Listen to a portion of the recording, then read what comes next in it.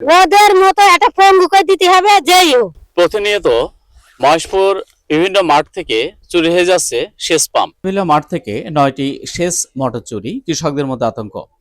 ঝিনাইদহের মহেশপুর উপজেলার পাতিবিলা গবরার বিল মাঠ থেকে এক রাতের ব্যবধানে 9টি সেচ মোটর চুরির ঘটনা ঘটেছে। এতে করে মাঠে চাষাবাদে ব্যাঘাত সৃষ্টি হয়েছে এবং ব্যাপক আর্থিক ক্ষতির মুখে পড়েছেন কৃষকরা। স্থানীয় কৃষকরা জানান, আমাদের এই মাঠ থেকে ইতিপূর্বে প্রায় 4 থেকে 5টি মোটর চুরি হয়েছে এবং গত রাতে আমাদের এই মাঠ থেকে 7টি মোটর চুরি হয়েছে। যেমন আপনি দেখতে পাচ্ছেন যে হচ্ছে বগার মাঠ ধরে মোট 9টি মোটর চুরি হয়েছে।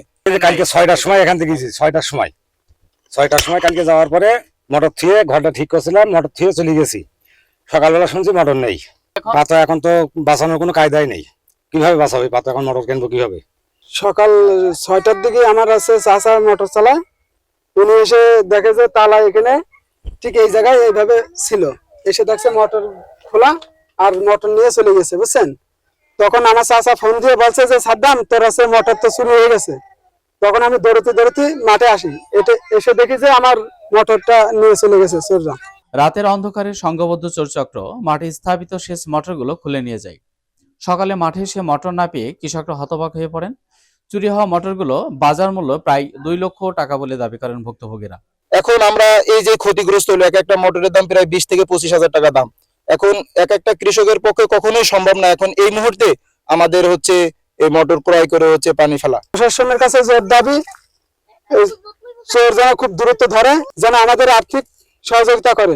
অতি দ্রুত সময়ের ভিতরে এর একটা সুস্থ সমাধান এবং সুরাহা করে। বড় মৌসুম সামনে রেখে আমরা বড় ক্ষতির মুখে পড়লাম। মোটর ছাড়া জমিতে পানি দেওয়া সম্ভব নয়। প্রশাসনের দ্রুত হস্তক্ষেপ চাই। স্থানীয়রা জানান, সম্প্রতি এ এলাকায় চুরি ও অপরাধমূলক কর্মকাণ্ড বৃদ্ধি পেয়েছে। ঘটনার বিষয়ে মহেশপুর থানায় একটি অভিযোগ দায়ের করা হয়েছে। মহেশপুর থানা অফিসার ইনচার্জ আমাদেরকে জানান, আমি কিছুক্ষণ আগে অভিযোগটা পেয়েছি। ঘটনাস্থলে দ্রুত ফোর্স অফিসার পাঠাচ্ছি। আমরা আইনগত ব্যবস্থা গ্রহণ করতেছি এবং এই চুরির সাথে যারা জড়িত তাদেরকে আইনের আওতায় নিয়ে আসার জন্য প্রয়োজনীয় ব্যবস্থা গ্রহণ করতেছি। এ ঘটনায় এলাকায় কৃষকদের মধ্যে চরম উদ্বেগ ও নিরাপত্তাহীনতা বিরাজ করছে। তারা দ্রুত চুরি যাওয়া মোটর উদ্ধার সহ দোষীদের দৃষ্টান্তমূলক শাস্তির দাবি জানিয়েছেন।